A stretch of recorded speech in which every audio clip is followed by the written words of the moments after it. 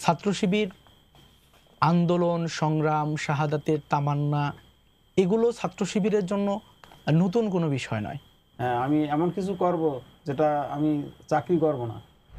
তার মানে ছাত্র শিবিরের উদ্দেশ্যে দেশবাসীকে অবশ্যই নিঃসন্দেহে যে আমরা এই জাহিলিয়াত পরিস্থিতি থেকে উদ্ধার করব, কিন্তু আমাদের তামান্না জায়গাটা ছিল আমরা শহীদ হতে চাই।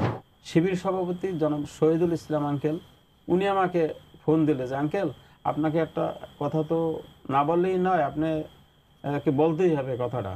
সেটা হলো যে আমাদের শান্ত ভাইয়া শহীদ হয়ে গেছে। যে আজকে আমাদের আন্দোলন এখানে আন্দোলন হবে, ঠিক তার নিচেই আমি তৎকালীন সময় চট্টগ্রাম বিশ্ববিদ্যালয় অফিস সম্পাদক ছিলাম। আমরা লিখে দিতাম যে আমাদের যে অবশ্যই আন্দোলনে অংশগ্রহণ করার পূর্বে আমরা উজু করে এবং 2 রাকাত নামাজ পড়ে যেন আমরা অংশগ্রহণ করি। দেশের জন্য দশের জন্য আত্মত্যাগ করছে, সেজন্য আমি গর্বিত এবং আমি সবসময় এটা গর্ববোধ করি যে আমি একজন গর্বিত শহীদের পিতা।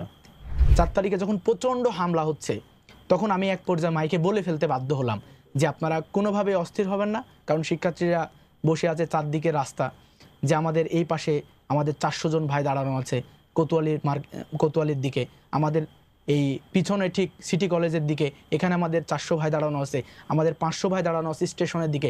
সুতরাং যদি আমরা শহীদ হই তখন কেবলমাত্র আপনাদের উপর আক্রমণ করতে পারে। কষ্টের পরিমাণটা কিছু কম হতো, এখন না হয় কষ্টের পরিমাণটা বেশি হবে, কিন্তু তারপরও দেশের মানুষ যে উপকৃত হয়েছে সেটার জন্য আমি অনেক গর্ববোধ করি আমার সন্তানকে নিয়ে। এখানে আমার মনে হয় যে শুধু আমি না বা ছাত্র শিবির না, এখানে অনেক পক্ষ অনেক ভাই যারা কেবল অংশগ্রহণ করেছে শহীদ হওয়ার জন্য। 19 তারিখ থেকে শুরু করে প্রায় 29 তারিখ 30 তারিখ পর্যন্ত আমাদের আন্দোলন সংগ্রাম পুরোটা কিন্তু ইসলামী ছাত্র শিবির এককভাবেই নেতৃত্ব দিতে হয়েছে। আমার সাথে এবং ছাত্রদল সেক্রেটারি এবং বর্তমান বিশ্ববিদ্যালয় সভাপতি মোহাম্মদ আলী ভাই আমরা একসাথে দাঁড়িয়ে আন্দোলন করেছি। এরকম অসংখ্য ছবিও সেখানে আছে চট্টগ্রামে। যারা এই আন্দোলনে অংশগ্রহণ করেছিল তারা একটা ফ্যাসিবাদকে সরিয়ে ফেলে একটা নিরাপদ বাংলাদেশের স্বপ্ন কিন্তু তারা দেখেছিল। কিন্তু এখন পর্যন্ত আমাদের এ রাষ্ট্র কি নিরাপদ হয়েছে? এ রাষ্ট্র নিরাপদ হয়নি।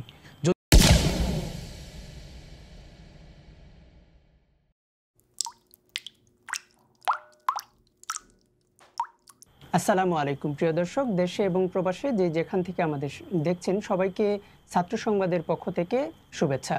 আজকের অনুষ্ঠানে আমি আপনাদের সাথে আছি মাসুম আলবি।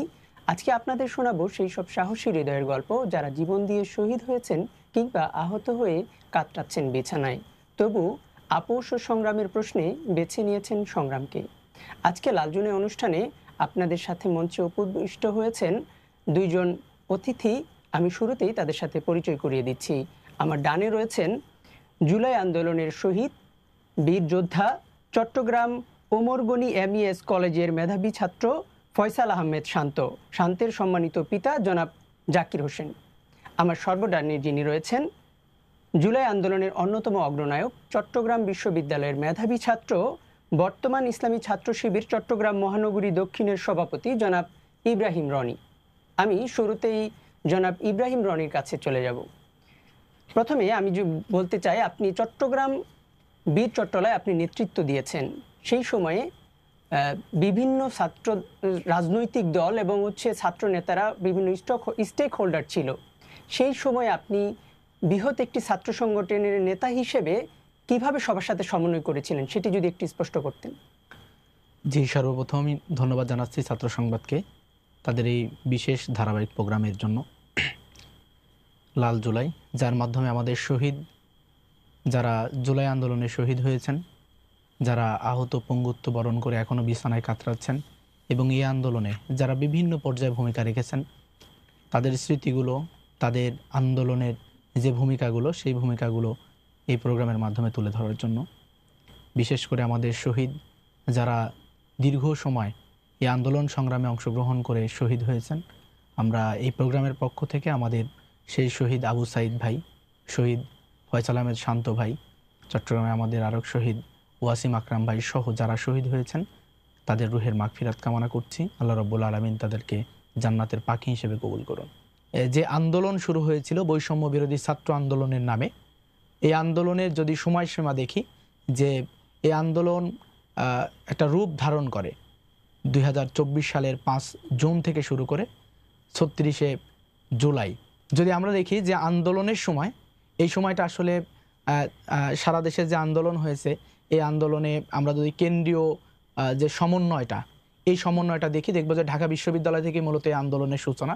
সেখান থেকে কেন্দ্রীয় সমন্বয়টা ছিল সকল ক্রিয়াশীল ছাত্র সংগঠনের কিন্তু ঐক্যবদ্ধ একটা প্রচেষ্টা ছিল। তো সেখান থেকে আমরা সাংগঠনিকভাবে এই সেইনেও আমরা আন্দোলন সংগ্রাম সম্পর্কে বারবার ইনফ্লুয়েন্স করা হচ্ছিল যে আমাদের এই আন্দোলনটা আমাদের সামনে এগিয়ে নিতে হবে এবং আন্দোলনটাকে সফল করার সর্বাত্মক আমাদের চেষ্টা করতে হবে। আবার চট্টগ্রামের আন্দোলনে আমার অন্য জায়গার বিষয়ে বলতে পারি না, তবে চট্টগ্রামের আন্দোলনে আমাদের কিন্তু আরেকটা সেইন মেনটেন হতো। সেটা হচ্ছে যে যারা সমন্বয়কের ভূমিকায় ছিলেন প্রথম থেকেই, যদি আমরা নাহিদ ভাইয়ের কথা বলি, আসিফ ভাইয়ের কথা বলি, তাহলে আমরা দেখব যে সেখান থেকে চট্টগ্রামেও দুই একজন যারা ছিলেন, তাদের মধ্যে আমরা রাসেল আহমেদ, সে কেন্দ্রীয় সমন্বয়কের ভূমিকায় ছিল। তারা কিন্তু 5 জুন থেকেই বা তারপর থেকেই আন্দোলন সংগ্রাম শুরু করে। এবং ছাত্র শিবিরের 5 জুন থেকে ভূমিকা ছিল জনশক্তি প্রদান করা, যে আমরা আন্দোলন সংগ্রাম, কখনো অবস্থান কর্মসূচি, কখনো মানববন্ধন, সেখানে আমাদের সাথে কন্টিনিউয়াস যোগাযোগ ছিল। সেখানে আমরা আমাদের জনশক্তি ভাইদেরকে পাঠাতাম। এরপরে আন্দোলনের এই স্টেপটা পাওয়ার হওয়ার পরে আমরা যদি দেখি যে আমাদের এই আন্দোলন কিন্তু সারা দেশে 1 জুলাই থেকে নতুন একটা আকার ধারণ করে, যে 1 জুলাই থেকে মানববন্ধন, অবস্থান কর্মসূচি, এগুলো পর্যায়ক্রমে যখন চলছিল, তখন আমাদের চট্টগ্রাম বিশ্ববিদ্যালয়, চট্টগ্রামের আন্দোলনের মূল সূতিকাগার যদি বলি, তাহলে সেটা কিন্তু চট্টগ্রাম বিশ্ববিদ্যালয়ের শহীদ মিনার থেকেই শুরু হয়েছে। সেখানে যদি আমরা দেখি যে যখন আমাদের 3 তারিখ 4 তারিখ আমাদের আন্দোলনের মোটামুটি অবরোধ টাইপের আন্দোলনগুলো যখন আমরা করতে লাগলাম, যে আমাদের 3 তারিখের আন্দোলন ছিল যে আমরা বিক্ষোভ করে আমাদের বিশ্ববিদ্যালয় 1 নম্বর গেট, সেখানে অবস্থান করব, রাস্তা অবরোধ করব। এই কর্মসূচিগুলোতে আমাদের সর্বাত্মক উপস্থিতি ছিল। সেখানে আমি নিজেও উপস্থিত ছিলাম। 19 তারিখ থেকে শুরু করে প্রায় 30 তারিখ পর্যন্ত আমাদের আন্দোলন সংগ্রাম পুরোটা কিন্তু ইসলামী ছাত্র শিবির এককভাবেই নেতৃত্ব দিতে হয়েছে।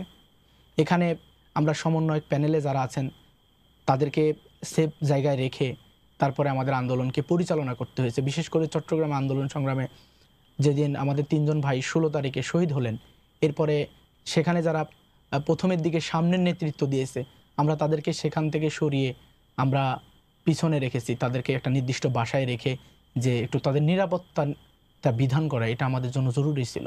এরপরে পুরো আন্দোলনটা আমরা যদি দেখি যে কারফিউ জারি করা, এরপরে পরবর্তী যে আন্দোলন সংগ্রাম, প্রত্যেকটা আন্দোলন সংগ্রাম ইসলামী ছাত্র শিবির একদম মূল স্ট্রিম থেকে বারবার আসতেছিল। তবে অনেক ক্ষেত্রে আমরা মানে সকল পক্ষের অসম্ভব সহযোগিতা পেয়েছি, তাছাড়া এটা সুযোগ ছিল না। আমাদের অনেক বিভিন্ন পর্যায়ে দায়িত্বশীলরা ছিলেন। অন্য যে স্টেক হোল্ডার ছিল তাদের সাথে কিভাবে সমন্বয় করেন, এই বিষয়টা যদি একটু স্পষ্ট করতেন। অন্য স্টেক হোল্ডার বলতে আপনি অন্যান্য ছাত্র সংগঠন যারা আছে তাদের সাথে আমাদের যারা আমরা সমন্বয় করেছি তাদের সাথে নিয়মিত কথা হতো যে আমরা একটা কর্মসূচি দিয়েছি, এই কর্মসূচি যখন যাদের মাধ্যমে ঘোষণা হয়েছে, হওয়ার পরে বা সেন্ট্রালভাবে যখন ঘোষণা হয়েছে, তখন আমরা সকল পক্ষের সাথে কথা বলেছি যে আজকে আমাদের 2 নম্বর গেট অথবা আজকে আমাদের নিউ মার্কেটের প্রোগ্রাম, সুতরাং ঐক্যবদ্ধভাবে সকল ছাত্র সংগঠনের সবাই যেন উপস্থিত থাকে। এটা আমাদের কন্টিনিউয়াস একটা যোগাযোগ সেখানে ছিল। এবং এখানে একটা গুরুত্বপূর্ণ ভূমিকা রেখেছে আমাদের একটা তৎকালীন সময় বিভিন্ন ছাত্র সংগঠন যারা আছেন তাদেরকে নিয়ে একটা গ্রুপ ছিল QMT। এই গ্রুপের মাধ্যমে মূলত যে কর্মসূচিগুলো হতো, এই কর্মসূচিগুলো সেখানে ঐক্যবদ্ধভাবে একটা পরামর্শ হতো, হওয়ার পরে একটা সিদ্ধান্ত হতো এবং সেন্ট্রালের সাথে সমন্বয় করে দেখা যাচ্ছে যে স্থান নির্বাচন করা, এরপরে উপস্থিতি নির্ধারণ করা, এই বিষয়গুলো কিন্তু সেখানে আমাদের হতো।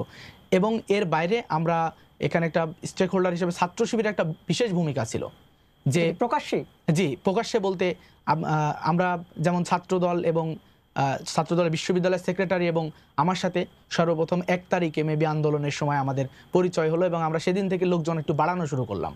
তার আগেও আমাদের সাথে সমন্বয় হয়েছে, ওনার সাথে না, বাকিদের সাথে।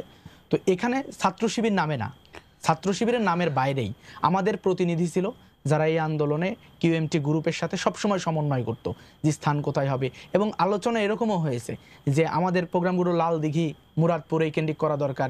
আমাদের গতকালকেই শাহাদাত বার্ষিকী ছিল আমাদের ওয়াসিম আকরাম এবং শহীদ ফয়সাল আহমেদ শান্ত ভাইয়ের। এই যে প্রোগ্রামগুলো দেওয়ার ক্ষেত্রে, স্থান নির্ধারণের ক্ষেত্রে আমরা ওই জায়গাগুলোকে বাছাই করতাম যেখানে ডানপন্থী, আপনি বলতে পারেন জামাত ইসলামী আজকে বা BNP উদ্দেশিত যে এলাকাগুলো, এই এলাকাকে বাছাই করে আমরা মূলত সেই জায়গাগুলোতে কর্মসূচিগুলো একটু বেশি দিতাম, যেন আমরা আশেপাশের সাপোর্টটা একটু বেশি ভালো পাই। তো এখানে ওনাদের সাথে আমাদের সবসময় একটা সমন্বয় ছিল প্রত্যেকটা পক্ষের সাথে। আমাদের সমন্বয় ছিল এবং সমন্বিতভাবেই আন্দোলনটি পরিচালিত হয়েছে।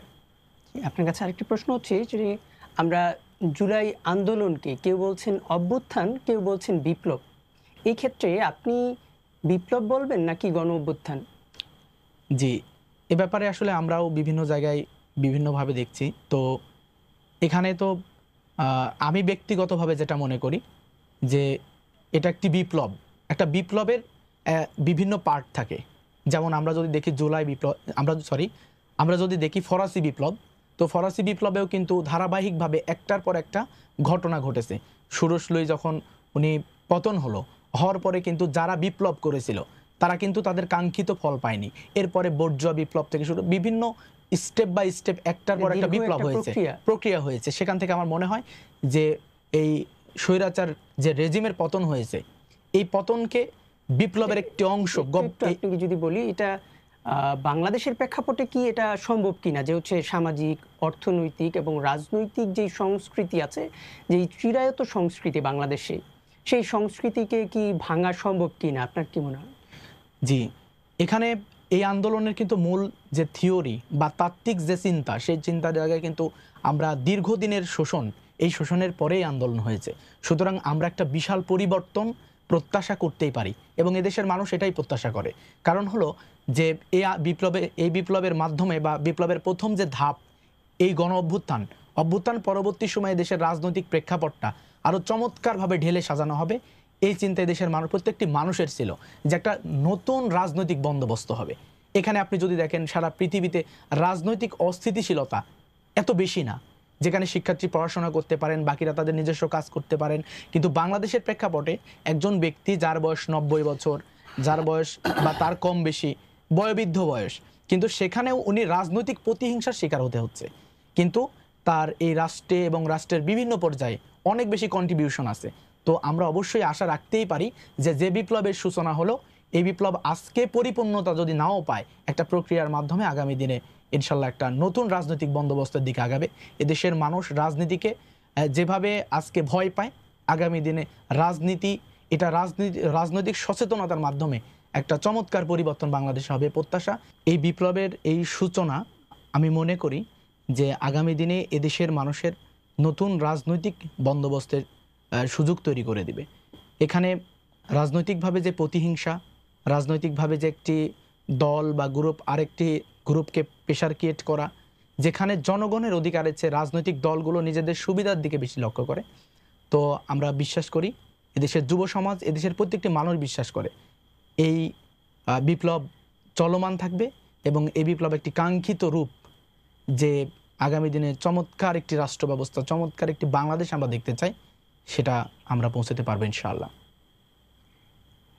অসংখ্য ধন্যবাদ। আবার আমরা আপনার কাছে ফিরব।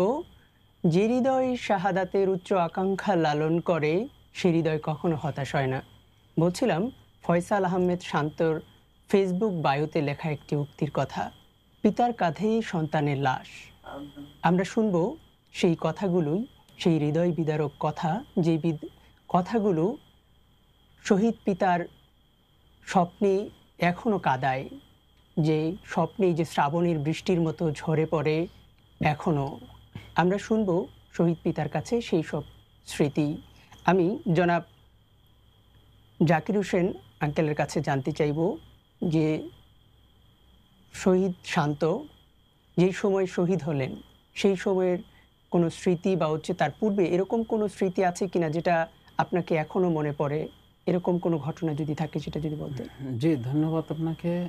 আসলে পিতা হিসাবে সন্তানের লাশ কাঁধে বহন করা, এটা অনেক বড় একটা কষ্টের বিষয়, যা মানুষকে বলে বোঝানো যাবে না। যার হয়েছে সেই বুঝবে। এবং ছোটকাল থেকে ওর অনেক স্মৃতি, ওর 20 বছর বয়সে, 19 বছর সামথিং, এ বয়সে অনেক স্মৃতি আমি বাবা হিসেবে সবসময় মনে পড়ে। অনেক স্মৃতি আছে, তার ভিতরে একবারে ছোটোকালে ও যখন প্লে ক্লাসে পড়ে, তখন ওর একটা স্মৃতি আছে, যেটা ও স্কুলে পরীক্ষার হলে আমি গিয়েছিলাম, তখন আমাকে একটা প্রশ্ন জিজ্ঞেস করছিল, যাবো এটা হবে কি?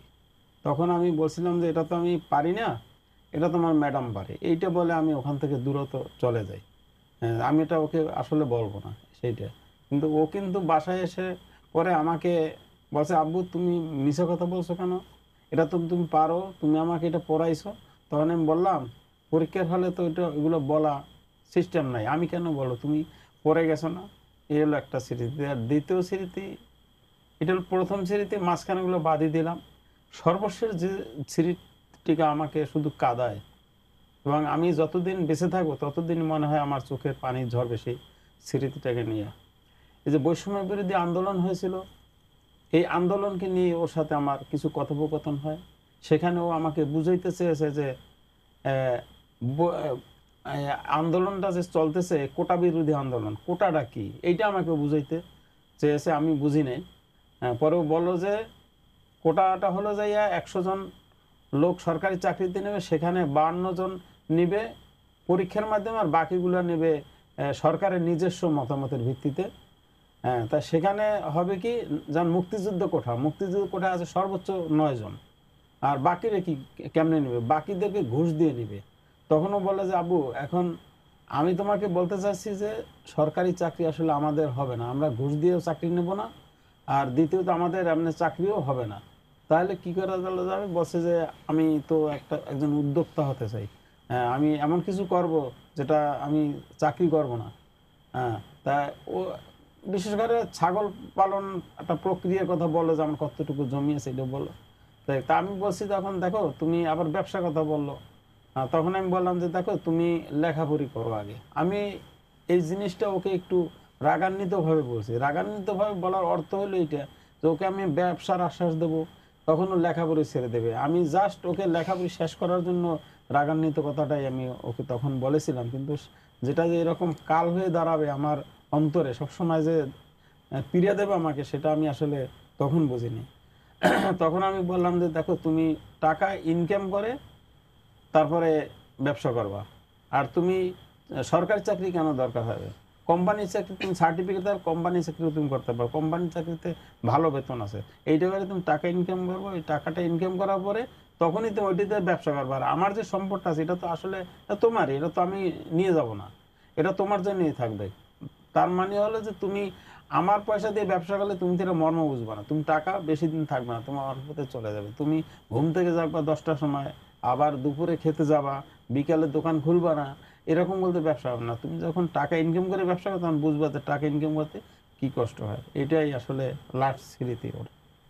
এখন হচ্ছে তিনি যখন শাহাদাত বরণ করলেন, জি সেই সময় আপনার অনুভূতিটা কেমন ছিল? যে ওই সময়টা আপনি কিভাবে শুনলেন, কার মাধ্যমে আপনি শুনলেন যে শাহাদাত বরণ করেছে? জি শান্ত। আঙ্কেল, আমি এটা আসলে প্রথম, ওর একজন ঘনিষ্ঠ বন্ধু আছে, বাল্য বন্ধু সেটাকে বলে, ও আমাকে ফোন দিল, তখন আমি নামাজে ছিলাম। তা নামাজ থাকার না, মোবাইলটা চাপ দিয়ে কেটে দিলাম। নামাজ শেষে আমি ওকে কল দিলাম। কল দেওয়ার পরে ও আমাকে বলল যে আঙ্কেল, আপনাকে এখনই চট্টগ্রাম আসতে হবে, আপনার বিমানে আসেন, না হলে প্রাইভেট কার একটা ভাড়া করে চলে আসেন। তখন আমার আসলে বুঝতে বাকি রইল না, আমি তো এদিকে জানি যে কোটা আন্দোলন চলতেছে, হ্যাঁ, যে ওর কোনো সমস্যাই হয়েছে এইটা, তা আমি আর এইটা ডিপলি ওর কাছে করিনি। আপনার কাছে একটু, আপনি কি ওই সময় জানতেন কিনা যে ও আন্দোলনে সক্রিয়ভাবে অংশগ্রহণ করছেন, এবং আপনি কি বাধা দিয়েছিলেন কিনা? আমি জানতাম না, কিন্তু আমি ওইটা কথাটা শোনার পরে, কেন ও তো আমাকে বলে গেছে, ও 20 দিন আগে তো আমাকে বলে গেছে কোটা আন্দোলন চলতেছে অলরেডি। এরপর তো ওই যে 4 তারিখ 3 তারিখ এরকম বিভিন্ন রকম প্রোগ্রামটা তো আমরা মোবাইলের মাধ্যমে টিভির মাধ্যমে দেখতেছি, তখন আমি বুঝে গেছি যে ও আন্দোলনই গেছে, এবং ওখানেই হয়তো বা কোনো ইনজুরি হয়েছে। হ্যাঁ, সেইটা ভেবে আমি ওকে আর কোনো প্রশ্ন করিনি। না করার পরে আমি বললাম ঠিক আছে, আমি দেখতেছি। তখন ওই আন্দোলনের মধ্যে বরিশালে গাড়ি আসতে একটু দেরি হয়েছে, লাস্ট ট্রিপ চট্টগ্রামের ওইটা আন্দোলন চালেছে, ওখানে বাধাগ্রস্ত হয়ে ওই গাড়িটি আসে 8:30 9টায়, সেটা 7টায় আসার কথা। তখন আমি ওই গাড়িতে উঠি, গাড়িতে ওঠার পরে ঢাকা বরিশালের মাঝামাঝি যখন আসি, তখন চট্টগ্রাম মহানগরের সাবেক শিবির সভাপতি জনাব শহীদুল ইসলাম আঙ্কেল, উনি আমাকে ফোন দিলে যে আঙ্কেল, আপনাকে একটা কথা তো না বললেই নয়, আপনি কে বলতেই হবে কথাটা। হ্যাঁ, সেটা হলো যে আমাদের শান্ত ভাইয়া শহীদ হয়ে গেছে, আপনি অস্থির হবেন না, সবাইকে এক সময় মৃত্যুবরণ করতে হবে, আপনাকেও যেতে হবে, আমাকেও যেতে হবে, তা আমার ভাই শহীদ হয়েছে। হ্যাঁ, সেজন্য আপনি গর্ববোধ করেন, আমরাও গর্ববোধ করি। হ্যাঁ, তখন বলে যে আপনি আসেন না, চট্টগ্রামে ঢুকতে পারবেন না, এখানে আন্দোলনের জন্য মিরেশ্বরে কিন্তু গাড়ি ব্লক আছে। তবে আমরা ওকে চট্টগ্রামে জানাজা দেওয়ার চেষ্টা করব, জানাজা দেওয়া হলে পরে আমরা অ্যাম্বুলেন্স করে বরিশাল নিয়ে আসবো, আপনি আবার ওখান থেকে বরিশাল চলে যান। জি, জি আপনার সন্তান দেশের জন্য আত্মত্যাগ করলেন, জি সেই ক্ষেত্রে আপনি কি নিজে গর্ববোধ করেন নিজেকে পিতা হিসেবে, জি জি নাকি অবশ্যই শোকাগ্রস্ত? অবশ্যই অবশ্যই। আমি আমার ছেলে যে দেশের জন্য, দশের জন্য আত্মত্যাগ করছে, সেজন্য আমি গর্বিত। এবং আমি সবসময় এটা গর্ববোধ করি যে আমি একজন গর্বিত শহীদের পিতা। যে বাংলাদেশে আমি শুনছি মুক্তিযুদ্ধে যারা জীবন দিছে তাদের অনেক ভূমিকা ছিল। আমি সেই হিসাবে আমার ছেলেকেও আমি সেটাই ভাবি যে সে আমার জন্য না হোক, সে হয়তো বেঁচে থাকলে আমার কষ্টের পরিমাণটা কিছু কম হতো, এখন না হয় কষ্টের পরিমাণটা বেশিই হবে, কিন্তু তারপরও দেশের মানুষ যে উপকৃত হয়েছে সেটার জন্য আমি অনেক গর্ববোধ করি আমার সন্তানকে নিয়ে। যে সে একজন সুসন্তান ছিল, যে মানুষের দরদ বুঝে, সবাই তো এগুলো বুঝবে না। জি জি, অসংখ্য ধন্যবাদ। আমরা আপনার কাছে আবারও ফিরব। আমরা চলে যাচ্ছি ইব্রাহিম রনির কাছে।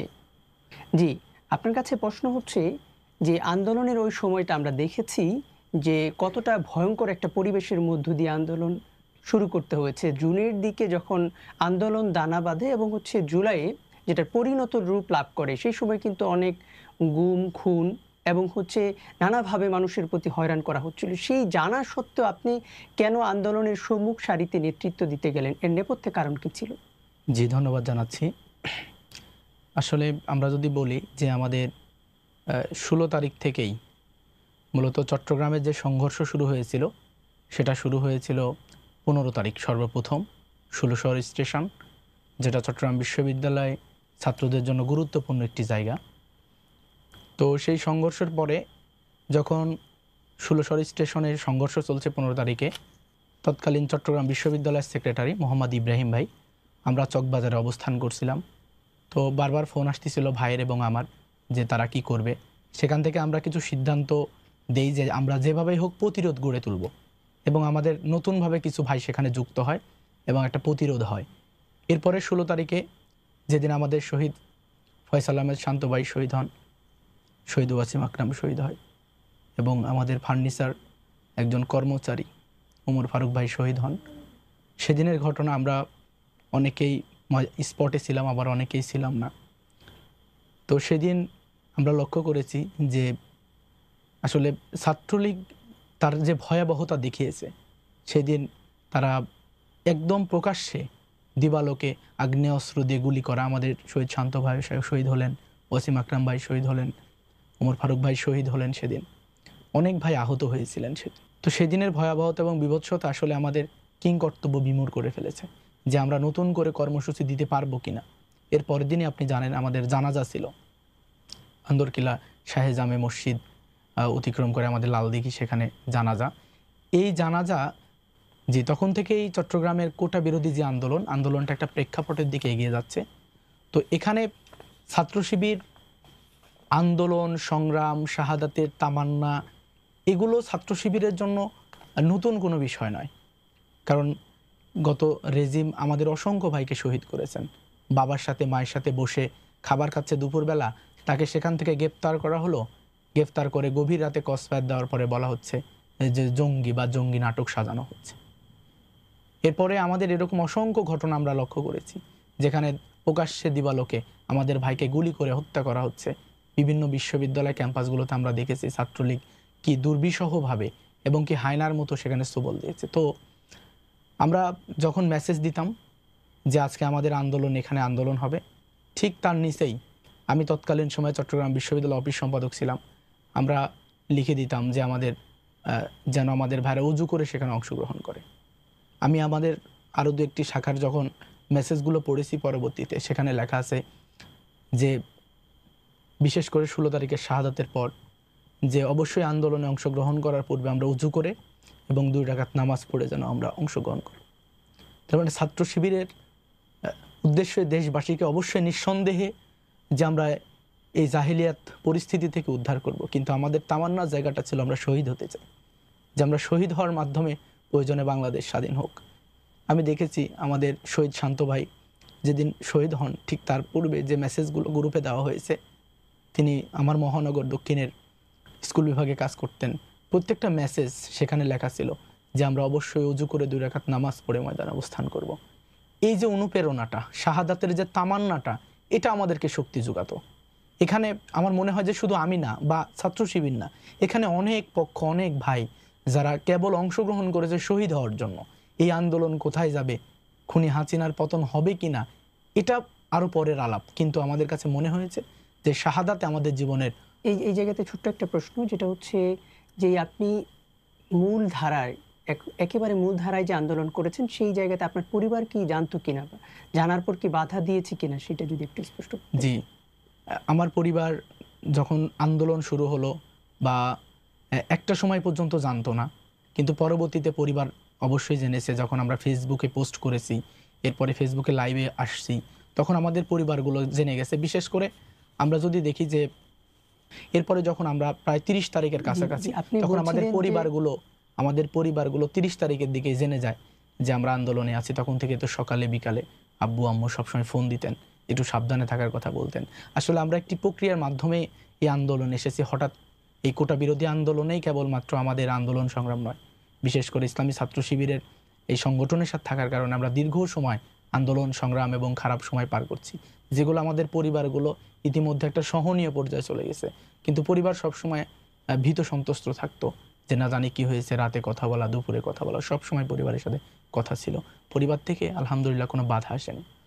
আপনারা ডিসিশন মেকিং এর জায়গায় কোনো যদি ভুল সিদ্ধান্ত নিতেন, তাহলে সেই জায়গাতে কিন্তু ভয়ঙ্কর কোনো দুর্ঘটনার শিকার হতে পারতো সাধারণ শিক্ষার্থীরা। সেক্ষেত্রে আপনারা কোন জিনিসটা বিবেচনায় নিয়ে তারপরে আন্দোলনের যে পরবর্তী ধাপটা বা সে পরবর্তী লেয়ারটাতে যাবেন, সেই সিদ্ধান্তটা নিয়েছেন, সেটা যদি বলতেন। জি, এখানে আমি আপনাকে বলেছিলাম যে আমাদের চট্টগ্রামে বিভিন্ন পক্ষকে নিয়ে একটা গ্রুপ করা হয়, সেখানে জনমত তৈরির জন্য ফেসবুক গ্রুপ করা হয়।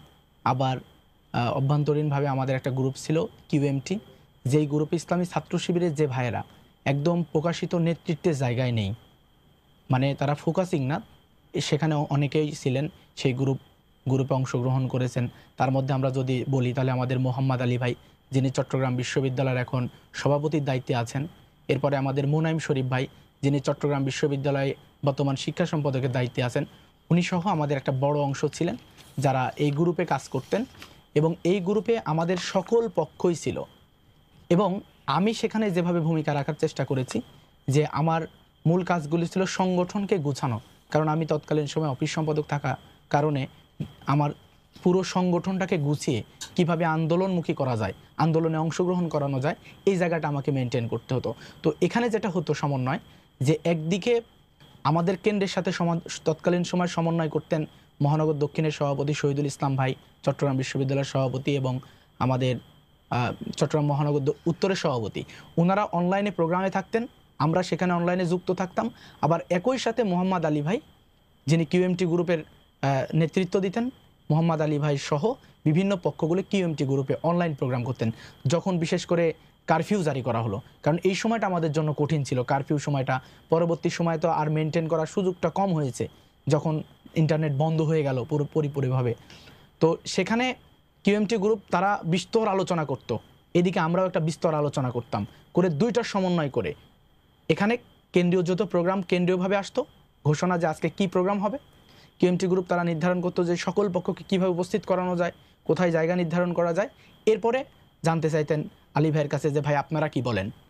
অনেকেই এখানে ওপেন সিক্রেট যে মোহাম্মদ আলী ভাই উনি শিবির, ওপেন সিক্রেট, এবং এই প্রোগ্রামগুলোতে আমি তার পাশে বসে থাকতাম। তখন আমাদের এখান থেকেও সিদ্ধান্ত হতো যে ঠিক আছে আমাদের প্রোগ্রামটা লালদিঘি অথবা নিউ মার্কেট করব। এরপরে আমরা তখন থেকে শুরু করে বের হয়ে যেতাম, বের হয়ে যে ওই এলাকাগুলো একটু পরিদর্শন করতাম, কাছাকাছি যারা আছে, যে আন্দোলনটাকে কিভাবে একটু গুছিয়ে নেওয়া যায়।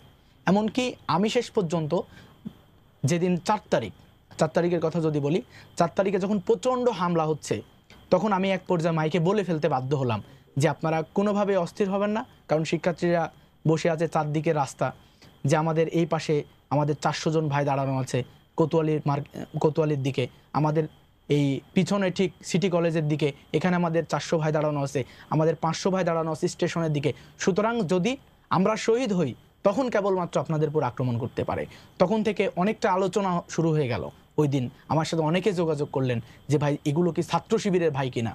তো তখন থেকে কিছুটা আমরা ফোকাসের দিকে আসতেছি আস্তে আস্তে আস্তে আন্দোলন সংগ্রামে। তো ইতিমধ্যে ছাত্র দলের সাথে আমাদের ভালো একটা কোঅর্ডিনেশন হয়েছে, তারা আমাদের সাথে কথা বলেছে, বারবার তারা খোঁজখবর নিয়েছে কি করা যায়। এই জায়গাটা তাদের সাথে আমাদের চমৎকার। আমি আমার সাথে এবং ছাত্রদল সেক্রেটারি এবং বর্তমান বিশ্ববিদ্যালয় সভাপতি মোহাম্মদ আলী ভাই আমরা একসাথে দাঁড়িয়ে আন্দোলন করেছি, এরকম অসংখ্য ছবিও সেখানে আছে চট্টগ্রামে। জি, আমরা জানতে চাইব আজকে আমরা যদি লক্ষ্য করি জুলাই আন্দোলনের 1 বছর পূর্ণ হতে যাচ্ছে, যেই আকাঙ্ক্ষা নিয়ে যেই ছাত্র জনতা এই আন্দোলনে অংশগ্রহণ করেছিল সেই আকাঙ্ক্ষাকে পূরণ হয়েছে কিনা আপনার কি মনে হয়? জি, জুলাই আন্দোলনটা যে জন্য হয়েছিল, তো সেখানে ছাত্র জনতা যে প্রত্যাশা, আমি মনে করি যে এই প্রত্যাশা পরিপূর্ণভাবে পূরণ কোনোভাবে এখনো হয়নি। কারণ হলো যে আপনি যদি দেখেন যে প্রথমত যারা ছাত্র, যারা এই আন্দোলনে অংশগ্রহণ করেছিল, তারা একটা ফ্যাসিবাদকে সরিয়ে ফেলে একটা নিরাপদ বাংলাদেশের স্বপ্ন কিন্তু তারা দেখেছিল। কিন্তু এখন পর্যন্ত আমাদের এ রাষ্ট্র কি নিরাপদ হয়েছে? এ রাষ্ট্র নিরাপদ হয়নি। যদি রাষ্ট্র নিরাপদ হতো তাহলে নিঃসন্দেহে এই যে আজকে খুন, গুম, হত্যা যে ঘটনাগুলো ঘটছে, এই ঘটনাগুলো ঘটার কথা ছিল না। আজকে যারা আন্দোলন নেতৃত্ব দিয়েছে তাদের উপর হামলা করা হচ্ছে, এই ঘটনাগুলো পুনরাবৃত্তি আর নতুন করে হতো না। আমরা যদি দেখি যে যারা ব্যবসায়ী তারা এই আন্দোলনে অংশগ্রহণ করেছে, যে পরিমাণ চাঁদা দিতে হতো, নতুন করে যেন আর চাঁদাবাজি এই বাংলাদেশে না হয়, কিন্তু আমরা লক্ষ্য করছি যে এটাও অব্যাহত রয়েছে, চাঁদাও চলছে। এরপরে যদি আমরা দেখি খুন সেটাও চলছে, গুম সেটাও চলছে, ধর্ষণ সেটাও চলছে। তাহলে আমরা এরকম একটা পরিবর্তন চাইনি। এই পরিবর্তনের জন্য আমাদের এই যে 1500+ আমাদের শহীদ, এখনও আসলে বাস্তবে জানে না যে আমাদের শহীদ সংখ্যা কত। সরকার এখন পর্যন্ত কিন্তু এটা পরিসংখ্যান এখন পর্যন্ত চলমান রয়েছে। আমাদের আহত প্রায় 30,000 বা তারও বেশি হতে পারে আহত যারা আছেন, তারা কিন্তু যারা জীবন দিয়েছেন, যারা আহত হয়েছেন, তারা প্রত্যাশা করেছিল একটি সত্যিকারের স্বাধীনতা। এই স্বাধীনতার জায়গাটা আমরা কিন্তু এখনো পাইনি। যেমন আমি যদি লক্ষ্য করি যে বিপ্লব পরবর্তী সময়ে এসে যে সংগঠন, আপনি যদি ছাত্র শিবির বলেন, ছাত্র দল বলেন, আপনি ক্রিয়াশীল অন্যান্য ছাত্র সংগঠন বলেন, এগুলোর বাইরে, তাহলে দেখবেন যে সবাই নিজ নিজ প্ল্যাটফর্মে চলে গেছে। এখানে আসলে শিবির ক্রেডিটবাজি করেছে, এটা আমার মনে হয় যে বাংলাদেশের অধিকাংশ মানুষ এবং ছাত্ররা কোনোভাবে বিশ্বাস করে না। আপনি লক্ষ্য করবেন গতকালকে একটি ছাত্র সংগঠন, সেই ছাত্র সংগঠনের কেন্দ্রীয় সেক্রেটারি তিনি বক্তব্য দিয়েছেন যে ছাত্র শিবিরের কোনো নেতা বা কোনো কেন্দ্রীয় নেতা তারা এমন কোনো ছবি দেখাতে পারবে না যে তারা আন্দোলন সংগ্রামে ছিলেন।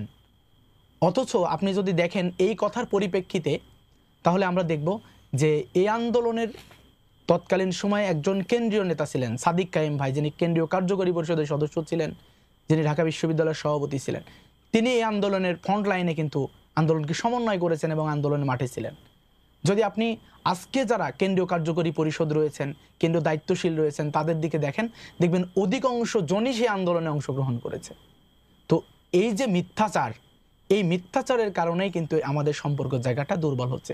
হ্যাঁ, তৎকালীন সময় ছাত্র শিবির যে ভূমিকাটা পালন করেছে, যারা বাম ঘরানার রয়েছে, যারা জাতীয়তাবাদী চিন্তা লালন করে বা যারা প্রগতিশীল চিন্তা লালন করে, সেখান থেকে ইসলামী ছাত্র শিবির তারা যখন শুরু করলো যে এই আন্দোলনে আমাদের ভূমিকা বেশি ছিল, আমরা এটা করেছি, বিভিন্নভাবে তারা নিজেদেরকে উপস্থাপন শুরু করলো।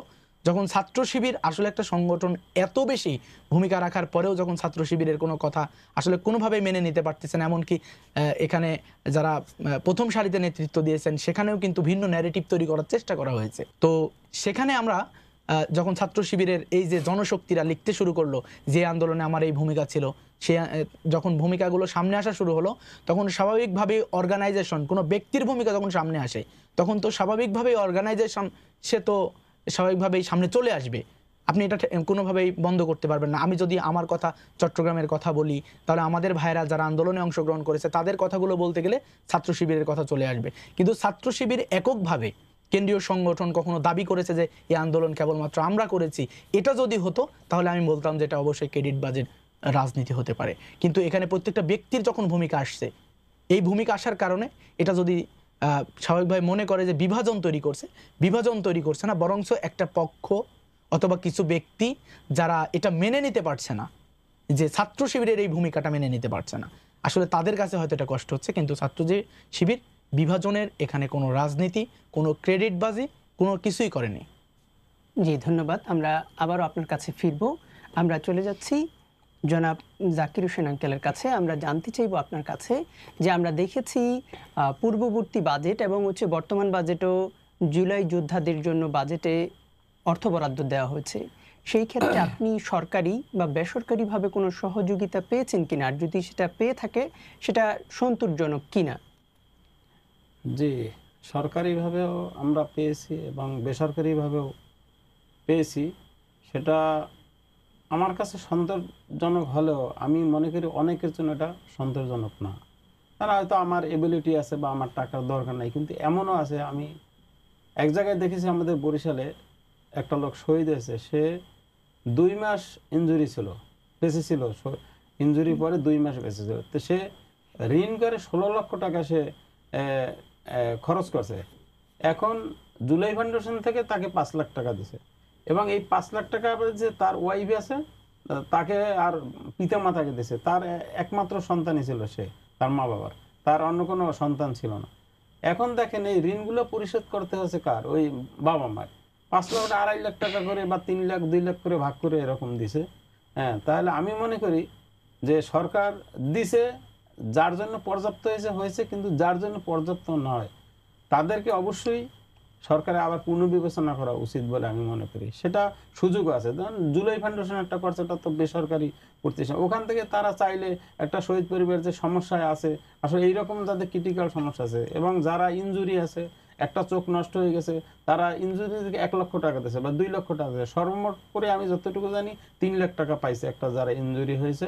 হ্যাঁ, তাহলে তার একটা ইন্ডিয়া গেছে অপারেশন করার জন্য, সেখানে তো অনেক টাকা, সেখানে সরকারও দিছে অনেক জায়গায়, কিন্তু বাংলাদেশে যাদের ট্রিটমেন্ট, বাংলাদেশের খবর তো জানেন, 1 লাখ টাকা কিছুই এখানে।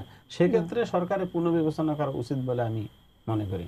এখন আপনি যারা আরো শহীদ হয়েছেন জি। বা আহত হয়ে এখনো বিছানায় কাতরাচ্ছেন, জি। তাদের অভিভাবকদের উদ্দেশ্যে কি বলবেন আপনি একজন শহীদের পিতা হিসেবে? জি, তাদের অভিভাবকদের উদ্দেশ্যে তো আসলে বলার কিছু নেই। তারা ভুক্তভোগী, আমিও ভুক্তভোগী। তারা ধৈর্য ধারণ ছাড়া আর কোনো গতি আমি দেখতেছি না। তারা ধৈর্য ধরবে এবং কান্নাকাটি করলেও তো কিছু আসবে যাবে না। ধৈর্য ধারণ ছাড়া আর কোনো পথ এখানে নাই। এবং তারা যে যাবে, সরকার ছাড়া তাদের যাওয়ার কোনো পথ নেই। হয়তো সরকারের কাছে কোনো যার যে সুবিধা অসুবিধা যে আছে। এই জায়গায় আমি একটু যদি বলি, যেটা হচ্ছে আপনি যেই আর্থিক সহযোগিতাটা পেয়েছেন, জি। সেই মাধ্যমটা আপনাকে কোনো ভোগান্তির মধ্যে দিয়ে যেতে হয়েছে কিনা? যদি কোনো জটিলতা থাকে তাহলে আপনি সেটা বলতে পারেন। না না না, সেটা আসলে কোনো ভোগান্তির ভিতর হয় না। এটা সরকার আসলে যথাযথভাবে খুব সুন্দর সিস্টেমে সেটা সরকার পরিচালনা করছে, খুবই সুন্দর সিস্টেমে।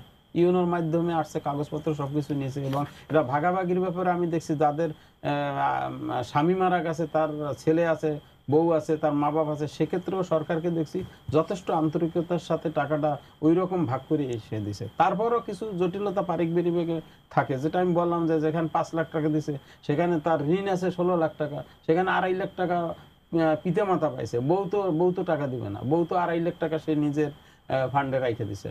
হ্যাঁ, সেক্ষেত্রে এটা একটু সরকারের পুনর্বিবেচনা করা উচিত বলে আমি মনে করি। তার মানে এছাড়া আপনি কোনো যেটা সমস্যা বলছেন, যেটা হচ্ছে সরকার যে বরাদ্দটা দিয়েছেন সেটা আসলে সন্তোষজনক নেই। না। সন্তোষজনক সবার জন্য না, আর সবার জন্য না। আমার বেসরকারিভাবে যে জন্য- সহযোগিতা জি বেসরকারিভাবে যে সহযোগিতাটা পেয়েছেন সেটা মাধ্যমটা কি?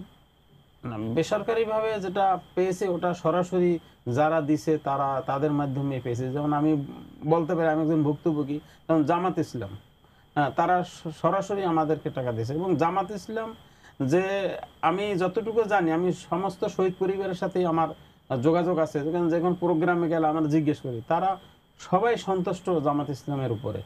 হ্যাঁ, জামাত ইসলাম প্রত্যেক পরিবারকে 2 লক্ষ টাকা করে দিয়েছে। সেক্ষেত্রে যেমন আবু সাইদকে আমি শুনেছি যে তাকে 6 লাখ টাকা অতিরিক্ত ঘর করার জন্য দিয়েছে। কিন্তু অন্যান্য রাজনৈতিক দল, মুসলিমও 2-1টা ছাড়া আর তেমন কোনো রাজনৈতিক দল তেমন কাউকে দেয় না, মানে খুব কম দিছে আর কি তারা, অন্যান্য রাজনৈতিক দল। জি, আপনি যে বিষয়টা, আপনার গ্রামের বাড়ি হচ্ছে বরিশালে, জি জি ওই জায়গাতে আপনি যখন শহীদ হয় শান্ত, জি তারপরে আপনি ওই পতিত স্বৈরাচার সরকার ফ্যাসিস্ট হাসিনা যেই দৈত্যের মতো ভয়ঙ্কর পরিস্থিতি তৈরি করেছিল, জি। সেই জায়গাতে আপনার পরিবার বা হচ্ছে আশেপাশের মানুষের দ্বারা কি কখনো কোনো হুমকির মুখোমুখি হয়েছেন কিনা? আসলে সরাসরি হুমকির মুখে পড়ি নাই, তবে স্বৈরাচারের দোসর যারা ছিল, যেমন শহীদ ফয়সাল আহমেদ শান্তর জানাজার সময় আমার এলাকার চেয়ারম্যান সে ওখানে একটা ঝামেলা তৈরি করে দিছে যে ওই পুলিশের কাছে লাঠি নিয়ে গেছে, সেই জন্য তারা গুলি করছে। এইটা নিয়ে একটা হট্টগোল হয়েছে। আবার আর বড় রকমের আরেকটা সমস্যা করছে, যেমন আপনারা দেখে থাকবেন যে শহীদ ফয়সাল আহমেদ শান্ত মুরাদপুরে রাস্তার উপরে ওকে গুলি করছে, কিন্তু আমার এলাকায় আমি শুনছি, দেখিনি, যে এক হিন্দু এক লোক নাকি বলছে যে আওয়ামী লীগের অফিসে গেছে, সেখানে তারা সেই জন্য গুলি করছে।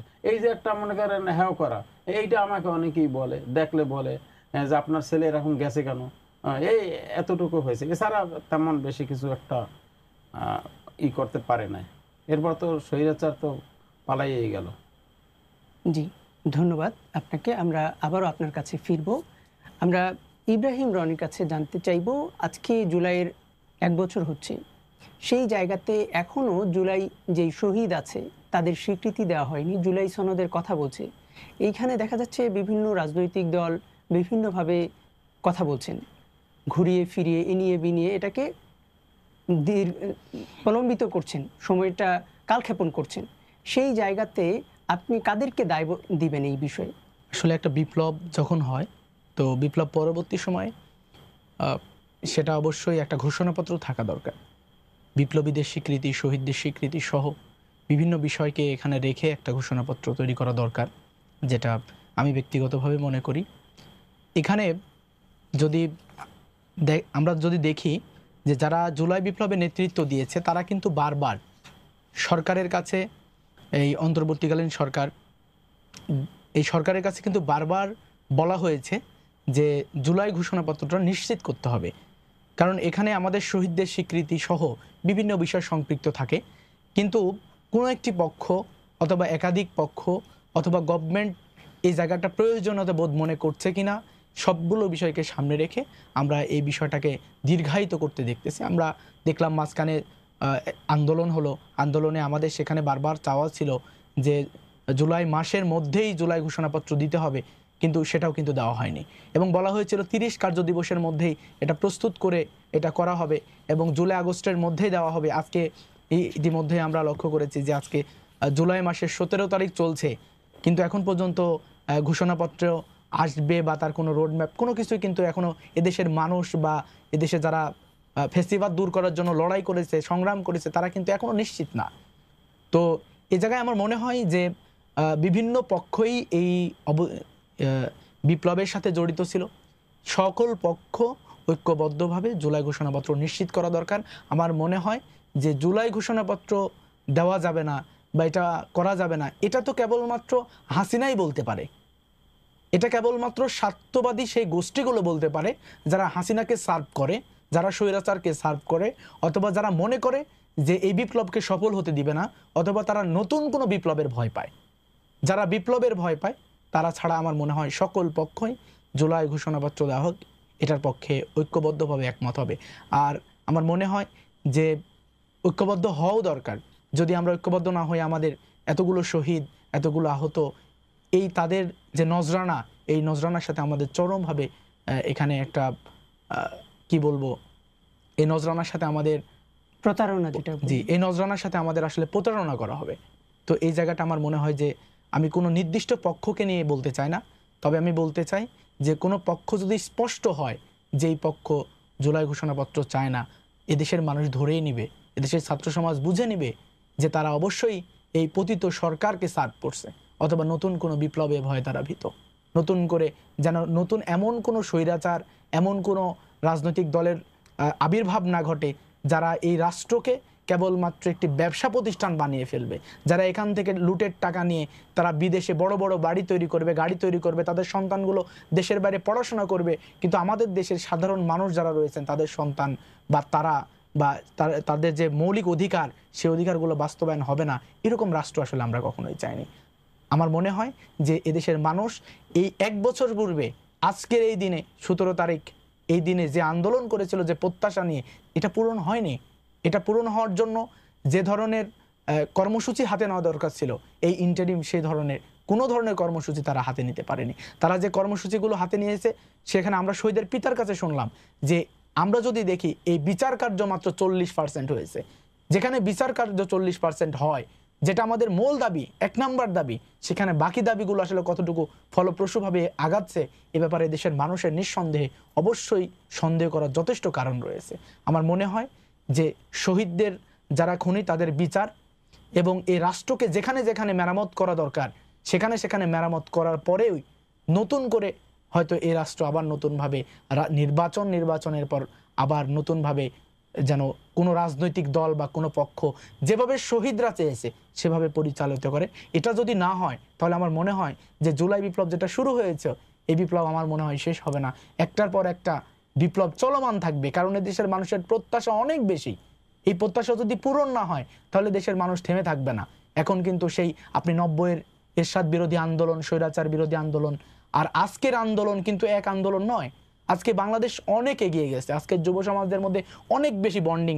হয়তো আজ একটা সময় ছিল যে 90-এর আন্দোলন হয়েছে, আন্দোলনের পরে হয়তো যার বাড়ি রাজশাহীতে সে হয়তো চট্টগ্রামের যার বাড়ি তার সাথে বন্ডিং তৈরি করতে পারেনি, হয়তো পাশের 2 গ্রাম পরেই তার সাথে আর বন্ডিংটা রাখতে পারেনি। কিন্তু বর্তমান প্রেক্ষাপটটা আপনি যদি দেখেন তাহলে দেখবেন যে এই বর্তমান যে গ্লোবালাইজেশন, এখানে কিন্তু ছাত্ররা একে অপরের সাথে যে ঢাকা ইউনিভার্সিটির টিএসসিতে কি হচ্ছে সেটা চট্টগ্রামে বসে দেখতেছে, সেই কুড়িগ্রামের প্রত্যন্ত গ্রামে বসে একজন ছাত্র সে কিন্তু অনলাইনের মাধ্যমে দেখতে পাচ্ছে যে আজকে এই কর্মসূচি বা এটা ঢাকা ইউনিভার্সিটিতে হচ্ছে। সুতরাং আপনি যদি মনে করেন যে এই ছাত্র সমাজকে বাদ দিয়ে, আপনি যদি মনে করেন যে যারা একটা সুন্দর বাংলাদেশ চায় তাদেরকে বাদ দিয়ে কেবলমাত্র রাজনৈতিকভাবে, কেবলমাত্র আপনার দলের এজেন্ডা বাস্তবায়ন করার জন্য আপনি কোনো সরকার গঠন করবেন, এই সরকার আসলে স্থায়ী হবে না।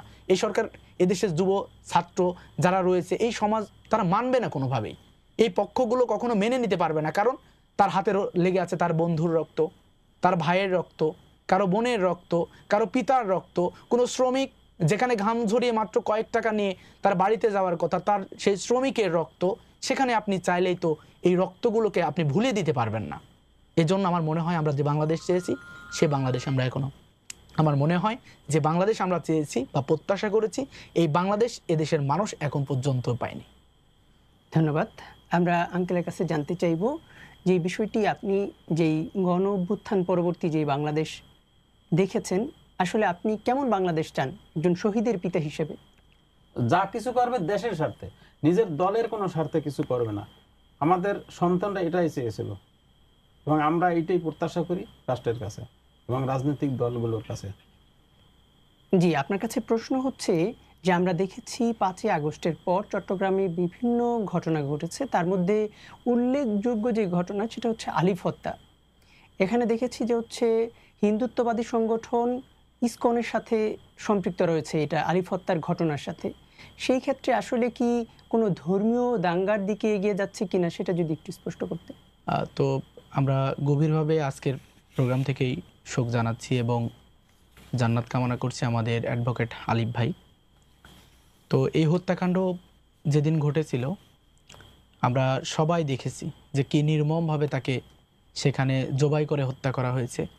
বাংলাদেশের মাত্র দ্বিতীয় স্বাধীনতার কয়েকদিনের মাথায় এইরকম একটি হত্যাকাণ্ড, যিনি একজন অ্যাডভোকেট ছিলেন এবং তার কর্মস্থল বাংলাদেশের গুরুত্বপূর্ণ যে অফিসগুলো রয়েছে তার মধ্যে আদালত চত্বর হচ্ছে অন্যতম, সেখানে তাকে হত্যা করা হলো। এবং এগুলোর সাথে কারা সম্পৃক্ত, এই সম্পৃক্ততা বের করেছে ডিবি পুলিশ বা যারা প্রশাসনের লোক রয়েছেন তারা সেখানে বের করার চেষ্টা করেছেন। এর মাধ্যমে চিন্ময় উনি গ্রেফতার হয়েছেন। তো সবগুলো বিষয়কে কেন্দ্র করে যদি বলি যে সেই দিনের প্রেক্ষাপটটা বা সাম্প্রদায়িক যে দাঙ্গা, এটা কিন্তু চট্টগ্রামে বাঁধানোর জন্য একটা পক্ষ কাজ করতেছে, এটা এখন পর্যন্ত অব্যাহত রয়েছে। আপনি যদি চট্টগ্রামের প্রেক্ষাপটটা সারা দেশ থেকে সম্পূর্ণ ভিন্ন, আপনি যদি লক্ষ্য করেন যে চট্টগ্রামের সবচেয়ে ক্রিটিক্যাল যে জায়গাগুলো, তাহলে আমরা পার্বত্য চট্টগ্রামের কথা বলতে পারি। সেটা নিয়েও এই দ্বিতীয় স্বাধীনতার পর ষড়যন্ত্র করা হয়েছে। এরপরে আপনি যদি দেখেন সেখানে বিভিন্ন ধর্মের মানুষ সেখানে কিন্তু একত্রিতভাবে যে একে অপরের সাথে যে সম্পর্ক মেলবন্ধন, এটা নিয়েই কিন্তু সেখানে দীর্ঘদিন বসবাস করছে। কিন্তু এই যে প্রেক্ষাপটটা তৈরি করা হয়েছে, এই প্রেক্ষাপটটা তৈরি করার মাধ্যমে মূলত যে হিন্দু মুসলমান যে দাঙ্গা, এই দাঙ্গার মাধ্যমে একটা ফায়দা লোটার চেষ্টা করা হয়েছে। সেখানে যখন আলিফ ভাইকে হত্যা করা হলো আমরা দেখলাম, দেখার পরে সেখানে বিক্ষোভ হয়েছে।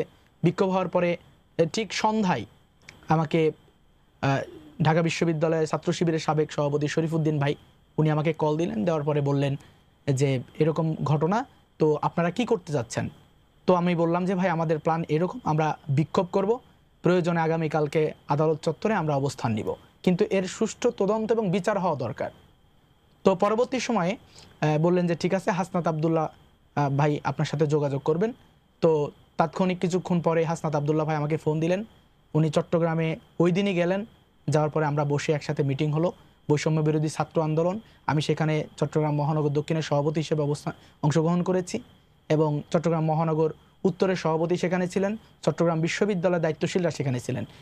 এই সকল পক্ষ একসাথে বসে আমাদের সিদ্ধান্ত হলো যে বৈষম্য বিরোধী ছাত্র আন্দোলন সেখানে একটা আহ্বান জানাবে, যে আহ্বানের মাধ্যমে আমরা সবাই ঐক্যবদ্ধভাবে পরের দিন সকালে মিছিল বের করব। এবং তারই আলোকে আমরা চট্টগ্রামের আমাদের জমিয়তুল ফালা সেখান থেকে শুরু করে টাইগার পাস পর্যন্ত আমরা মিছিল করলাম। সেখানে জুলাই আন্দোলনে যারা প্রথম দিকে নেতৃত্ব দিয়েছেন, হাসনাত আবদুল্লাহ ভাই, এরপরে সার্জিস আলম ভাই সহ চট্টগ্রামে আমরা যারা ছিলাম, বর্তমান চট্টগ্রাম বিশ্ববিদ্যালয়ের সভাপতি মোহাম্মদ আলী ভাই, খানতালাত মাহমুদ রাফি, এরপরে রাসেল আহমেদ, সবাই ঐক্যবদ্ধভাবে এবং অনেক বেশি উপস্থিতিতে সেখানে বিক্ষোভ হলো। এবং একটা টিম সেখানে চলে গেল আলিফ ভাইয়ের বাসায়। সেখানে ছাত্র শিবিরের পক্ষ থেকে একাধিকবার আলিফ ভাইয়ের বাসায় আমরা গেছি, দেখা সাক্ষাৎ করা হয়েছে, তার পরিবারের সাথে আশ্বস্ত করা হয়েছে এবং আমরা বারবার আইনজীবীদের সাথে আমরা যোগাযোগ করার চেষ্টা করতেছি যে যেন এটা খুব দ্রুত সময়ের মধ্যে এই বিচার কার্যকে যেন এগিয়ে নিতে পারে। এক্ষেত্রে অবশ্যই গভর্নমেন্টের যারা পিপি রয়েছেন তারাও আন্তরিক হতে হবে, গভর্নমেন্টকে আন্তরিক হতে হবে এবং এই হত্যাকাণ্ডের পিছনে অনেকগুলো কারণ জড়িত থাকতে পারে। এর মধ্যে অন্যতম কিন্তু জুলাই বিপ্লব। আপনি যদি দেখেন যে মার্চ ফর জাস্টিস যে প্রোগ্রামটা করা হয়েছিল মেবি 31শে জুলাই, তো ওই দিন চট্টগ্রাম কোর্ট, এই কোর্টে আমরা অনেকেই আছে হয়তো যে ওখানে যে আন্দোলন গড়ে তোলা যাবে, ওখানে যে এত বড় একটা সমাবেশ হবে, এটা আমরা নিজেরাও কল্পনা করিনি। সেখানে লক্ষ্য করা গেছে যে আমরা যাওয়ার পরেই বিভিন্ন যারা ডানপন্থী সাংবাদিক ছিলেন, যারা এই আন্দোলনের পক্ষে ছিলেন, তারা কিন্তু মানে বিভিন্ন দিক থেকে মিছিল নিয়ে আসে এবং আমাদের সাথে একত্রিত হয়। তখন থেকেই মূলত সাংবাদিক যারা নেতৃবৃন্দ রয়েছেন তাদের সাথে আমাদের সম্পর্ক তৈরি হয় সেদিন থেকে এবং একের পর এক বিভিন্ন আন্দোলন সংগ্রামে আমরা কিভাবে ভূমিকা রাখতে পারি বা আইনি জটিলতার লড়াই এখান থেকে মূলত শুরু হয়েছিল।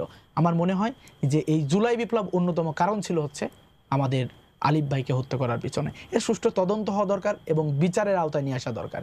আরও একটি গুরুত্বপূর্ণ বিষয় বলতে চাই যে সাংবাদিকরা, হলুদ যারা আওয়ামী লীগের হলুদ সাংবাদিক, যারা হলুদ সাংবাদিকতা করেছে, এর বাইরে চট্টগ্রামে একটা বড় অংশ আছে যারা আন্দোলনের পক্ষে অবস্থান নিয়েছে। 29 তারিখে যখন আমাদের বিক্ষোভ ছিল, সেখানে দেখবেন যে প্রেস ক্লাবের সামনে আমাদের বোনদের পুরো আক্রমণ করা হচ্ছে। এরকম সাংবাদিক আমরা শুনেছি, এরকম দেখেছি যে যারা সাংবাদিক উনি ধরে পুলিশের গাড়িতে তুলে দিচ্ছে যে এ বিপ্লবী বা আন্দোলনকারী, তাকে কি করো, গ্রেফতার করো। আবার আমরা এরকমও দেখেছি যে আমরা রাস্তাতে দৌড়াচ্ছি, হয়তো আমাদের রাস্তা ভুল হচ্ছে, সাংবাদিক একজন ভাই বলে দিচ্ছে তুমি এদিকে যাও। আমাদের সাথে এই আন্দোলনের শুরু থেকে অসংখ্য সাংবাদিক যারা আমাদের সাথে সবসময় যোগাযোগ মেনটেন করেছে যে ভাই আপনাদের আজকের প্রোগ্রাম কি হতে পারে বা এই যে প্রোগ্রাম হবে, এই খবরগুলো ওনারা দিতেন বিভিন্ন দিক থেকে। পুলিশ কোথায় অবস্থান করছে, প্রশাসনের লোকজন কি ভূমিকা রাখতে পারে, এই বিষয়গুলোকে কেন্দ্র করে তারা কিন্তু ভূমিকা রেখেছে। এই জন্য আমি সাংবাদিকদের ভূমিকাও কোনোভাবেই হয়তো আমরা ছোট করে দেখতে পারি না। আবার হলুদ সাংবাদিক যারা রয়েছে তাদের কথাও আমরা বললাম। এরপরে আমি চট্টগ্রামের আন্দোলনে আরও ধন্যবাদ দিতে চাই আমাদের মা বোনদের। আমার বিশেষ করে মনে হয়েছে যে আমরা যেদিন 34 জুলাই আমরা জুমার নামাজের পরে যে বিক্ষোভ করেছিলাম, ওই বিক্ষোভে আমার মনে হয় যে সবচেয়ে বেশি আশার দিক সঞ্চার করেছিল যে প্রচণ্ড গরম, এরপরে তো পুলিশের প্রশাসনের সেই দিন খুব বেশি স্ট্রিম একটা অবস্থান ছিল। তো আমরা দেখতেছি যে আমাদের মায়েরা বোনেরা রাস্তায় একদম আমাদের আন্দোলনের সাথে সম্পৃক্ত হয়ে গেছে এবং অনেকে পানি নিয়ে এসে দিচ্ছে যে তোমরা আন্দোলন চালিয়ে যাও। দোকানদাররা তারা সেখানে আমাদেরকে বলছে তোমাদের কি প্রয়োজন, কারণ জুমার নামাজের পরে প্রোগ্রাম, সেখানে অনেকেই খাওয়া দাওয়া করে নাই, বলছে তুমি আমার দোকানে কলা নাও, পাউরুটি নাও, কোনো দাম দিতে হবে না। আসলে সেদিন মনে হয়েছিল যে আমাদের আন্দোলন একটা সফলতার দ্বার প্রান্তে যাচ্ছে, গণমানুষের আন্দোলন এটা রূপ ধারণ করেছে। বাচ্চারা রাস্তার পাশে দাঁড়িয়ে আছে, মায়েরা আগায় দিচ্ছে। অথচ এই নিউ মার্কেট অথচ এই নিউ মার্কেট যেটা আওয়ামী লীগের কার্যালয়, সেই জায়গায় যখন আমরা এত চমৎকার একটি প্রোগ্রাম করলাম, এরপরের দিন তো আমাদের 35 জুলাই, যেদিন সবচেয়ে বেশি আমরা আক্রান্ত হয়েছি, যেদিন আমরা খুব বেশি নির্যাতনের শিকার হয়েছি, সেই দিনও কিন্তু আমাদের একটা আশার আলো দেখিয়েছিল যখন 4টা বাজে বিকেল আমরা নিউ মার্কেট প্রোগ্রাম শেষ করে টাইগার পাস, কেউ বিভিন্নজন বিভিন্ন দিকে ছুটে চলে গেছে। তো আমরা যখন ওয়াসা মোড়ে আসলাম, আসার পরে সেনাবাহিনীর সেখানে আমাদের সাথে কথা হলো, তারা বলছে যে তোমাদের কোনো টেনশন নাই, আমরা গুলি চালাবো না। আমার মনে হয় যে সারা বাংলাদেশের সর্বপ্রথম এই মানে গ্রিন সিগন্যালটা এসেছে আমাদের চট্টগ্রামের এই ওয়াসা, যেখানে দায়িত্ব পালন করতেছিলেন, তারা বলতেছেন যে আমরা গুলি চালাবো না। তখন আমরা আশ্বস্ত হয়েছি যে অন্তত আমরা সেভ করে কিছু মানুষকে ঘরে ঢোকাতে পারবো। এই যে ব্যাপারটা, তাদের সহযোগিতা, এটা আমার কাছে, সেনাবাহিনীর সহযোগিতা আমার কাছে অনেক চমৎকার মনে হয়েছে। এর পরবর্তীতে তারা বারবার আমাদের সাথে যোগাযোগ করা, ছাত্র সংগঠনগুলোর সাথে যোগাযোগ করা, কিভাবে আইন শৃঙ্খলার উন্নতি করা যায়, এই জায়গায় তারা ভূমিকা পালন করেছে। আরেকটি কথা বলতে চাই যে এই আন্দোলনে যারা ভূমিকা রেখেছে, আলহামদুলিল্লাহ আমার মনে হয় যে সবচেয়ে বেশি এই আন্দোলনের মানে স্ট্রিম ভূমিকা রেখেছে যারা ইন্টারমিডিয়েট পড়া স্টুডেন্ট রয়েছে, তারা যারা নেতৃত্ব দিয়েছে প্রথম সারি, এরপরেই সবচেয়ে বেশি মানে ভূমিকা রেখেছে। আমার মনে হয় এরকম হতো যে আমরা আন্দোলন সংগ্রাম, আমাদের কর্মসূচি শেষ ঘোষণা দিয়া সবাই চলে যাচ্ছে, কিন্তু এই যে এসএসসি এবং ইন্টার পড়ুয়া যে স্টুডেন্টগুলো রয়েছে, এরা কিন্তু চলে যেত না। তারা দেখা যাচ্ছে যে নতুন করে আবার আন্দোলন শুরু করতো। তার মানে আমি এটা বুঝাতে চাচ্ছি যে আমাদের জেনারেশন, এই জেনারেশনকে যদি আপনি মনে করেন যে এদের দ্বারা একটা আন্দোলন হয়েছে, পরে আর কোনো আন্দোলন সংগ্রাম হবে না, এটা খুবই আশ্চর্য, একটা আপনার বিভ্রান্তিকর চিন্তা হবে। পরবর্তী যে জেনারেশন, এই জেনারেশনটা তার চেয়ে বেশি কি সংগ্রামমুখী, আন্দোলনমুখী। আমরা দেখেছি টাইগার পাস মিছিল হয়েছে, টাইগার পাস থেকে এখানে টাইগার পাসে মিছিল হয়েছে, হওয়ার পরে আমার ভাই শহীদ হয়েছে কোথায়? বহদ্দারহাট শহীদ হয়েছে। অবাক হয়ে গেছি যে মিছিল শেষ হলো 3টায়, কিন্তু সে শহীদ হলো 6:30টার সময় রাত্রি। কিভাবে হলো? আমরা খোঁজ নেওয়ার পরে অনেকের কাছে শুনেছি যে এখান থেকে যে বড় একটা গ্রুপ যাদের বাড়ি বহদ্দারহাট, সেই বহদ্দারহাট যে তারা আবার নতুন করে আন্দোলন শুরু করেছে। কোনো দিক নির্দেশনা দেওয়ার লোক ছিল না, সেখানে হয়তো পুলিশ গুলি চালিয়েছে, ছাত্রলীগ আক্রমণ করেছে, আমাদের ভাইয়ের শহীদ হয়ে গেছে। সুতরাং উদ্বুদ্ধ, নিজ থেকে নিজেকে উদ্বুদ্ধ করেছে তারা। একটা ভাইয়ের রক্ত দেখে তারা কিন্তু পিছনে যায়নি। ওই যে পুলিশ কর্মকর্তা স্বরাষ্ট্রমন্ত্রীকে বললেন যে দেখেন আমি একজনকে গুলি করে, একজনই যায়, বাকিরা কি দাঁড়িয়ে থাকে। এই যে ব্যাপারটা, এটা অনেক বেশি হয়েছে। আমাকে 4 তারিখের প্রোগ্রামে আমাকে চট্টগ্রাম মহানগর উত্তরের যিনি আমাদের তৎকালীন প্রকাশনা সম্পাদক আবরার রিয়াদ ভাই যখন আসলেন, দেখলাম ওনার চারদিক রক্ত ঝরতেছে। আমাকে বারবার উনি বলছেন, উনি শৃঙ্খলার দায়িত্ব পালন করতেন, উনি আমাকে বারবার বলছেন যে রনি ভাই প্রোগ্রামটা শেষ করে দেন। ঠিক আমার সামনে দাঁড়িয়ে আছে আমার শিক্ষক, যে আমার সামনে আমি দাঁড়িয়ে কথা বলছি, আমার সামনে দাঁড়িয়ে আছে আমার শিক্ষক। অনেক শিক্ষকই ছিলেন, তার মধ্যে আমাদের এখন রাঙামাটি বিজ্ঞান ও প্রযুক্তি বিশ্ববিদ্যালয়ের যিনি VC doctor Atiar Rahman sir, উনি দাঁড়িয়ে আছেন। যখন প্রচণ্ড গুলি চলছে, স্যার হেঁটে যাচ্ছে, আমি স্যারকে বলছি যে স্যার কর্মসূচি প্রায় শেষ, আমরা দৌড়াতে পারি। তখন স্যার বলছে যে আমার তো পায়ের আসলে লিগামেন্ট স্যার, আমি দৌড়াতে পারবো না। তখন আমি চিন্তা করলাম আমি তো আসলে আমার স্যারকে রেখে আমি চলে যেতে পারি না।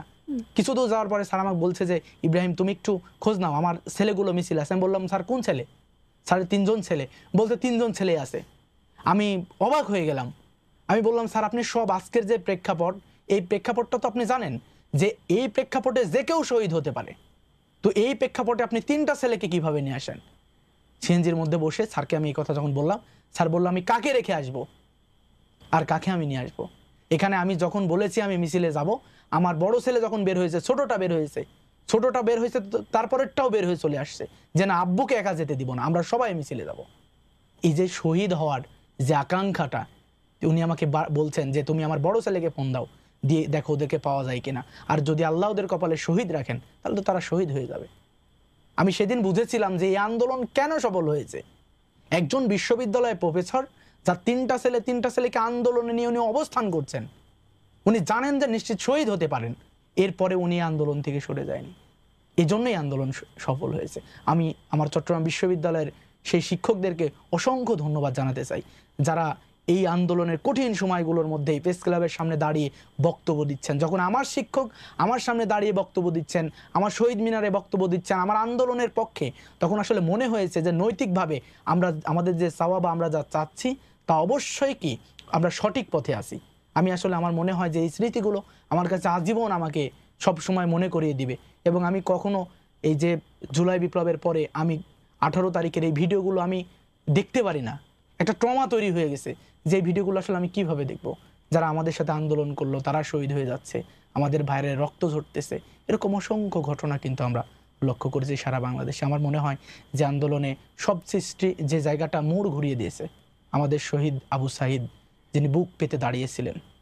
শহীদ আবু সাঈদের বোনের যে আহাজারি ছিল, যে রংপুরে বসে সে বলছে যে আমার মা আমার বাবা আমরা ঠিক মতো খেতে পারি না, আমাদের স্বপ্ন ছিল আমাদের শহীদ আবু সাঈদ সে বিসিএস ক্যাডার হবে, সে ভালো কিছু করবে এবং তারপর ভর করে আমাদের পরিবার চলবে, কিন্তু তারা সেটা পারেনি। সে শহীদ হয়ে গেছে, সে গুলির সামনে দাঁড়িয়েছে। মানুষ কত নৃশংস হলে একজন মানুষ যখন বুক পেতে দেয় তার বুকে গুলি চালাতে পারে। তার বোনের মায়ের বাবার আহাজারি সারা বাংলাদেশের মানুষকে, যুব সমাজকে, ছাত্রদেরকে নতুন আন্দোলনের একটা প্রেক্ষাপট তৈরি করেছে। আমার মনে হয় যে এই শহীদদের জন্য এবং এই শহীদ পরিবারের জন্য আমাদের অনেক কিছু করার বাকি রয়েছে। আমাদের যা কিছু করার বাকি রয়েছে, আমি মনে করি আমার প্রিয় সংগঠন ইসলামী ছাত্র শিবির যতটুকু সক্ষমতা আমাদের আছে, আমরা আমাদের সবটুকু নিয়ে, আমাদের কেন্দ্রীয় সভাপতি, আমাদের শাখা সভাপতি ভাইরা সবটুকু নিয়ে আমরা আমাদের শহীদ পরিবারের কাছে গেছি।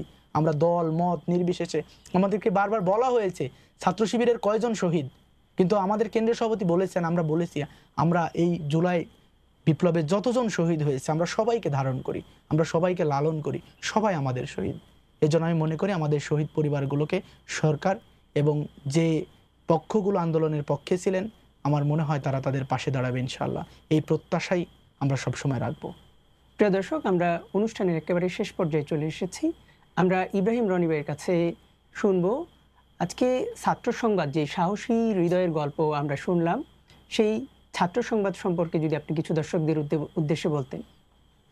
জি, প্রথমে ছাত্র সংবাদকে ধন্যবাদ জানাচ্ছি যে ছাত্রদের যে অধিকার এবং বাংলাদেশের মানুষকে রাজনৈতিক সচেতনতা তৈরি করা, এরপরে যে বাংলাদেশের ভৌগোলিক বিশ্লেষণ, এরপরে বিশ্ব রাজনীতিতে বাংলাদেশের অবস্থান, সব কিছুকে কম্বাইন্ড করে ছাত্র সংবাদ যেভাবে মানুষের কাছে ছাত্রদের সামনে নিজেদেরকে উপস্থাপন করছে, আমার মনে হয় এটি অতি চমৎকার।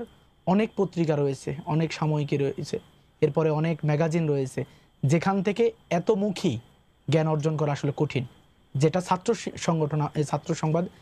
ছাত্র সংবাদ আমাদেরকে দিতে পারে। আমি 2010 সাল থেকে ছাত্র সংবাদ পড়ি এবং ছাত্র সংবাদ পড়ার মাধ্যমে আমার মনে হয় যে আমার নিজের ব্যক্তিগতভাবে যেভাবে ইমপ্রুভ হয়েছে বিভিন্ন বিষয়গুলো জানার ক্ষেত্রে, আমার মনে হয় সারা দেশে ছাত্র সংবাদ যারা পড়েন এবং যারা ছাত্র সংবাদের সাথে নিজেদেরকে ধরে রাখার চেষ্টা করেছেন, সে সকল শিক্ষার্থী বন্ধুরা এবং সে সকল ব্যক্তিরা তারা সেখান থেকে জ্ঞান আহরণ করতে পারেন। আমি প্রত্যাশা রাখি যে লাল জুলাই ছাত্র সংবাদ অব্যাহত রাখবে এবং শহীদদের পিতা, শহীদদের মাতা এবং এই আন্দোলনে যারা ভূমিকা রেখেছে তাদের গল্পগুলো দেশবাসীকে শোনাবে। আজকের অনুষ্ঠানের একেবারেই শেষ প্রশ্ন, আমরা শহীদ ফয়সাল আহমেদ শান্তের সম্মানিত পিতা জনাব জাকির হোসেনের কাছে ছাত্র সংবাদ সম্পর্কে কিছু শুনব। জি, ছাত্র সংবাদ লাল জুলাই একটা অনুষ্ঠান পরিচালনা করছে, এটা খুবই একটা সুন্দর বিষয় এবং আমরা প্রত্যাশা করব এই ছাত্র সংবাদ সামনের দিকে জুলাইকে যাতে ধারণ করে এবং জুলাইয়ের যারা যোদ্ধা ছিল এবং যারা শহীদ হয়েছেন তারা যে জিনিসটা লালন করছে এইটাই জনতার সামনে তুলে ধরা, এইটা আমি ছাত্র সংসদের কাছে প্রত্যাশা করি। আজকের অনুষ্ঠানের শুরু থেকে শেষ পর্যন্ত যারা আমাদের সাথে ছিলেন সবাইকে ছাত্র সংবাদের বিশেষ অনুষ্ঠান লাল জুলাইয়ের পক্ষ থেকে প্রীতি ও শুভেচ্ছা রইল। আপনাদের কাছে আহ্বান, জুলাইয়ের চেতনাকে ধারণ করুন, শহীদের স্বপ্নের সোনার বাংলাদেশ গড়বার জন্য কাজ করুন। সেই প্রত্যাশা রেখে আজকের মতো এখানেই শেষ করছি। আল্লাহ হাফেজ।